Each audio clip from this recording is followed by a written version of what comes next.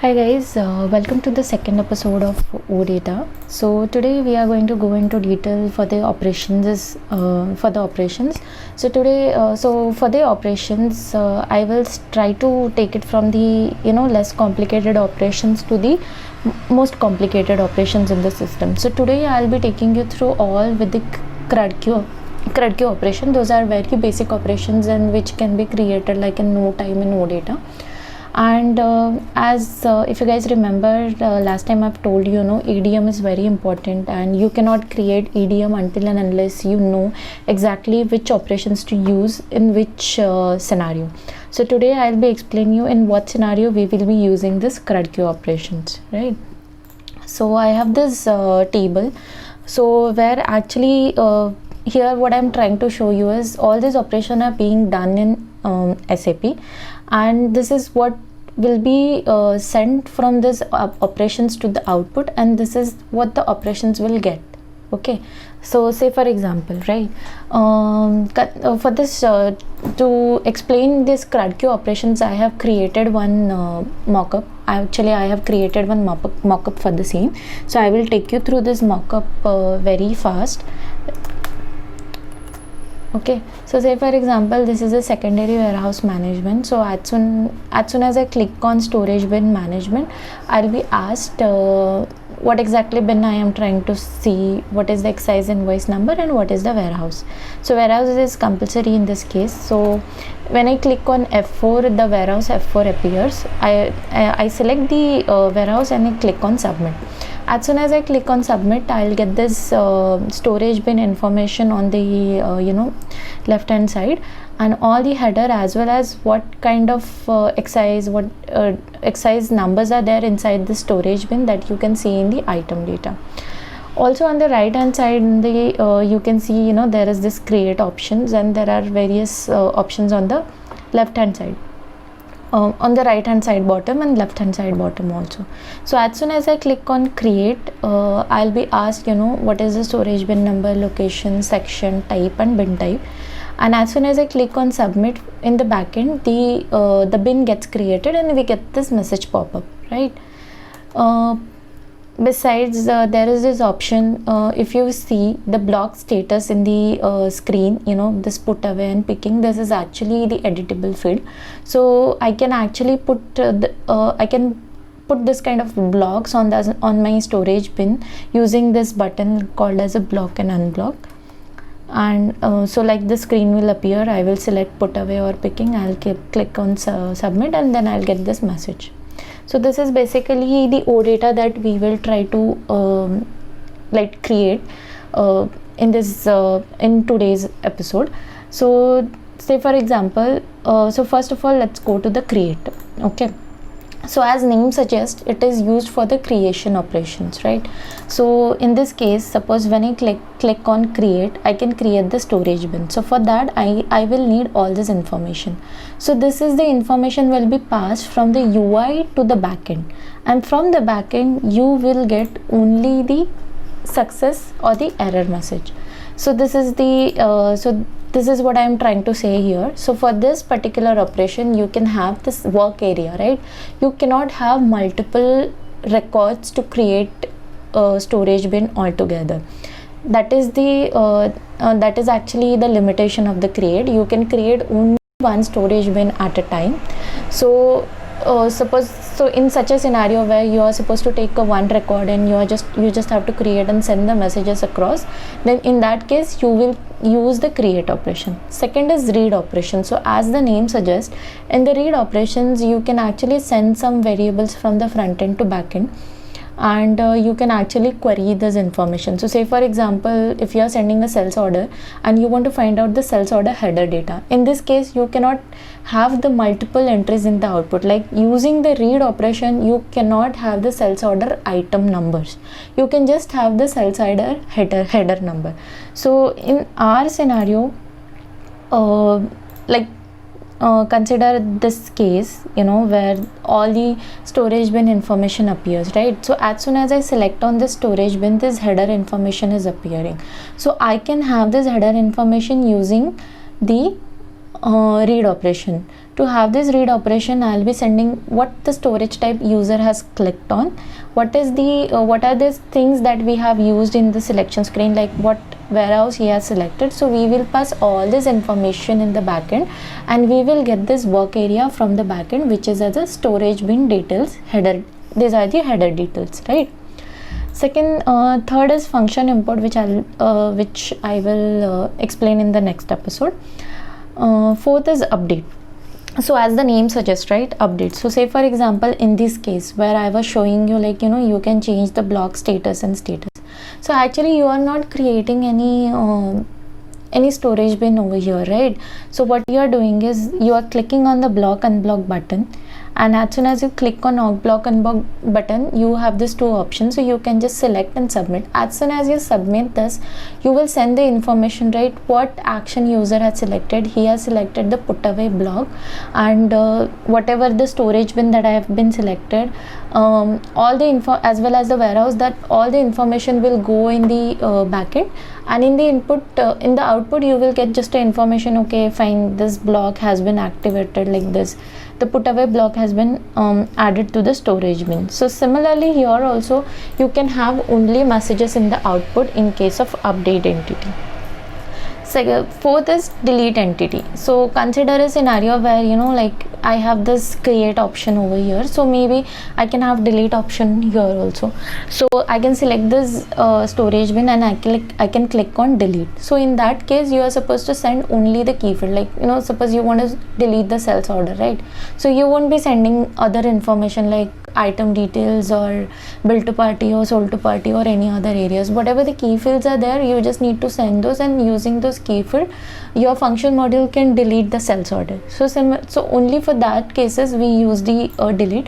Also here deletion for only one value is possible, right? So suppose consider a layman scenario where there is actually this. Here we have the checkboxes and we can select the multiple checkboxes and click on delete. So that thing is not possible via this delete option, because in this delete option you can have only one field, you can have only one record. You can just take the key field of the one record, you can delete, and in the output you can give the message like this storage bin has been deleted, right? And the fifth option is query. Query is more commonly used operation into the SAP, because query is used when you will input certain values. If you input or don't input doesn't matter, because just in case, say for example for F4, right? So here in this case if you will see, for this F4 we don't need anything from the backend. So as soon as I will click on the F4, it will go into the backend and it will give me the list of all the fields that I need, right? So wherever the single table is involved, we will always use the query operation, right? So say for example in this case, for the bin, right, to get the information of bin, we can actually use the query operation. Here we will have the information like what is the bin number and all. The excise invoice number also, here also we can have F4. Here also we will use query. So for the warehouse also we will use the query, where input will be nothing but the output will be the warehouse details. But say for example in this case, right, depending upon whatever I have selected here, I am supposed to populate the storage bin information. I have to populate this 20 records. In this case also I will use the query output. In this case what will happen, my function module will have the inputs as bin number, excise invoice number, warehouse number, and my query output will be a table. The output of the query is always a table. So I will have the table where I will mention what is the bin name, what is the storage type, what is the block status, and what is all this information I will store into the table information. So exactly for this, so these are actually usage of the query, like there are various multiple operations, right? The one which I have explained earlier, right? I want to delete like 5-7 data altogether. For that different operations are used, but today we are going to go over only the basic operations, and I will take you through each and every operation in detail for this. And also I'll be giving the timestamp into the description. So say for example if you directly want to go to the delete to the part where delete operation explanation is starting, you can click on the timestamp and you can directly go to the delete statement and you can have this information. So now let's I hope you have understood exactly how this functions will come into the picture. So now depending upon this information, let's create a OData, right? Let's create a EDM. So say for example this is the bin, right? So here what I will do is I will give the serial number as 1. Here I will explain as a bin list. To be more meaningful, I will type here as a storage bin list. So what are the properties of the storage bin? So this is storage bin number, and obviously storage bin never have the description. If suppose this would have been description, we would have given the description also, but storage bin never have the description. So we will just write the storage bin number, and the key field here we write as a X, and obviously this is just the output field. And since this is the table output, right, because there will be a multiple bin numbers, so the operation that we will be using here will be the query. Okay, and you can give the whatever the FM that comes to your mind. Now let's get to the second entity. So say consider this as a warehouse. So for example this will be warehouse list. So here I will write as warehouse number, warehouse description. Warehouse number is my key field because that is the unique field. It is similarly like our database table. This is the unique field.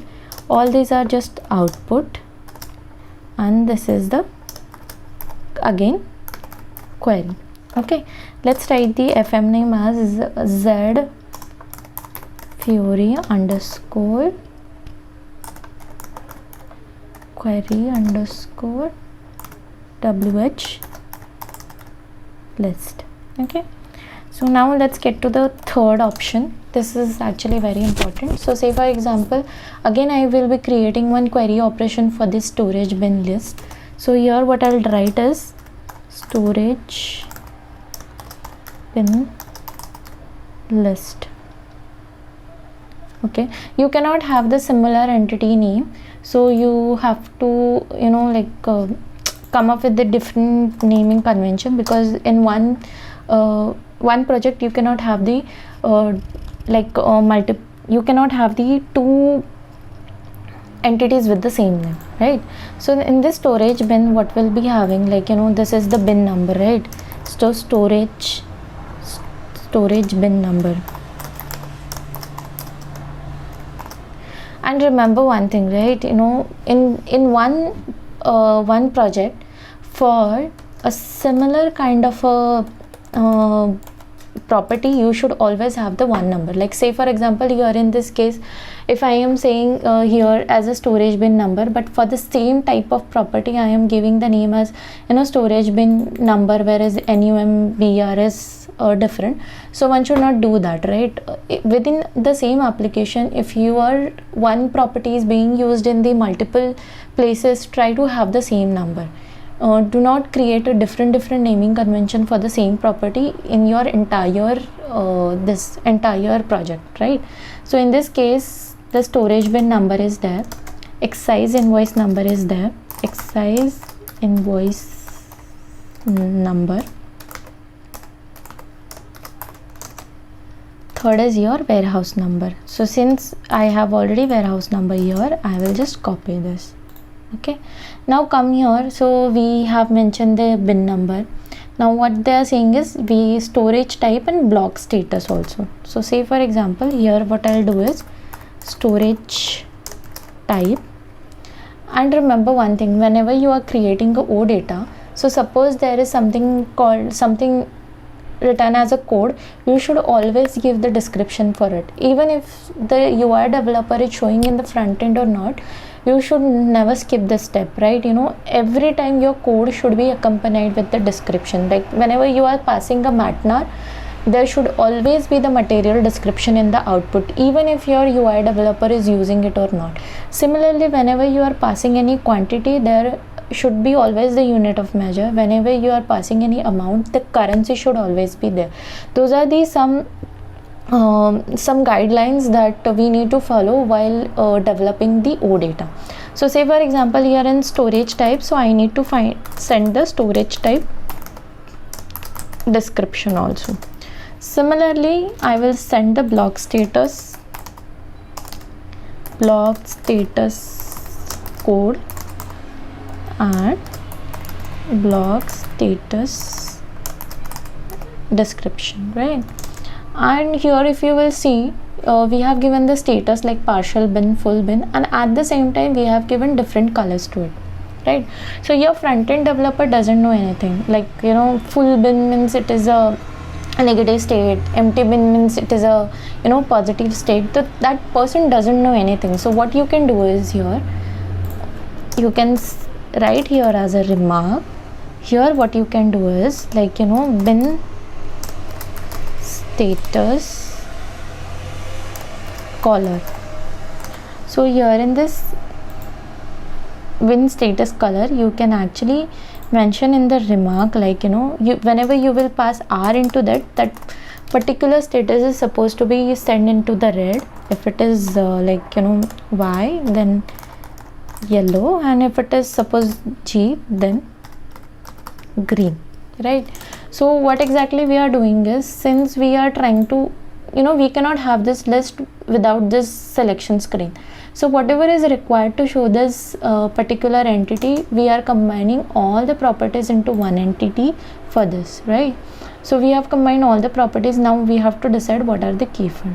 So as far as I know, so say for example, if your output is a sales order, right? So sales order is the key field, but suppose in your output you are showing the sales order items. So your sales order number and your item number, the combination of those two fields becomes a key field.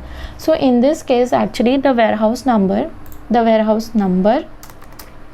your storage bin number, and the storage type becomes the key field, right? So now what is your storage bin number? One second. Okay, your storage bin number here is input also, and your storage bin number here is output also. So we will not create two different properties for this. We will define the same property as a input as well as the output. Exercise invoice number is only input property. Warehouse number is only input property. Storage type is output property only. So similarly, we will define the properties. Sorry.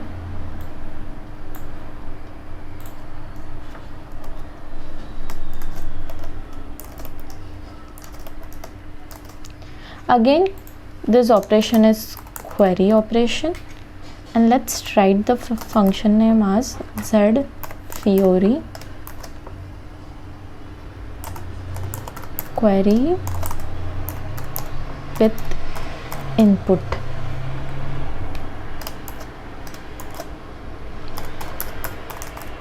You can give any function model that comes to your name, because ultimately you are the one who is going to create this function modules in the backend. Okay, so now let's take an example of the create. So what here I am trying to do is, I want to create the storage bin, right? The storage bin you can create without the warehouse number. You cannot create the storage bin.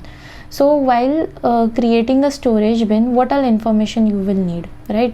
You want to understand exactly in which warehouse you want to create the storage bin, but that warehouse you have already selected from the out, and then only you came inside, right? So that means UI will be holding that warehouse number in the on the front end. And as soon as you click on this create state, you need to give all this information, because all this information is necessary to create the storage bin. So here also you can see the storage section, bin type and storage type, all these are F4.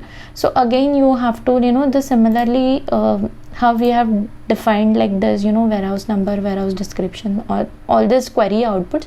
So you can define the similarly the entities for storage section and bin type and storage type also.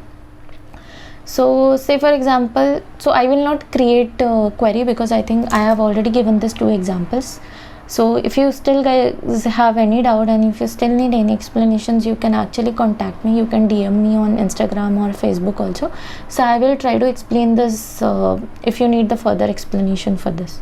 Okay, so currently I will focus only on this create storage bin. So say for example here storage bin is there. So now for this entity I'll give name as create storage bin, right? So here what I'll do is, okay, so here in this case what I'll do is I need warehouse number, then I need a storage bin number because this is the external number, so I have to provide only storage bin number. Then I need storage section, storage type and bin type, right? Storage section, bin type, storage section, bin type and storage type. So now in this case, since this is the create, right, and we will be using the create operation on this, and since this is the create operation, it is not a table, so obviously I mean without the key field actually you cannot create any entity. So in this case what will happen, in this case key fields it's of not that much important, but still you have to mention at least any key field. So here in this case we will again define as the storage bin and the warehouse number as a key field, and we will define the direction of this, like warehouse number will be as the input, and in this case everything will be in the input only because this is the create statement. So everything we are trying to take it from the UI and create it into backend. So now what I'll do is zfury underscore create bin. Okay, so now okay, this is for the create. Now let's take go to the next operation, which is the update storage bin. So let's take it as a update storage bin. Okay, for the updating storage bin, what information you will need, right? Like these are the key fields, surely I'll need that, right? At the same time I want the block status also, and because that is the only thing I am trying to update over here. So here also block status will be input, and here I will mention as the update entity, and I'll give the FM name as the zfury underscore update bin, right? Similarly, let's consider I want to use actually I want to delete the storage bin also, right? So here in this case what I'll do is I'll create another operation called as a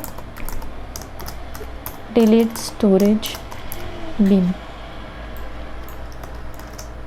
So for the deleting the storage bin, I'll need only this 3 information, right? Because only these 3 key fields are needed. So in this case, in your case, you will have to understand exactly what key fields do you need. In my case, I need these 3 fields to delete the storage bin.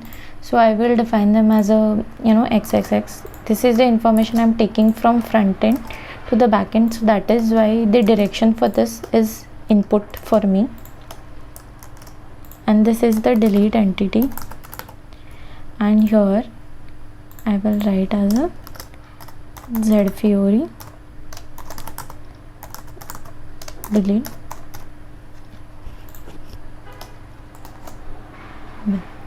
Okay, so this is how we create the EDM. Actually there will be the various various differences, like like say for example in this case, if you will see, like most of the fields are the same. So in this case what you can do is, still you can create only one entity and you can perform the different action. Like you can perform two operations in one entity also, like the same entity you can use for the create, update and delete also. But I didn't want to complicate the scenario, that is why I have created entirely different entities for the same.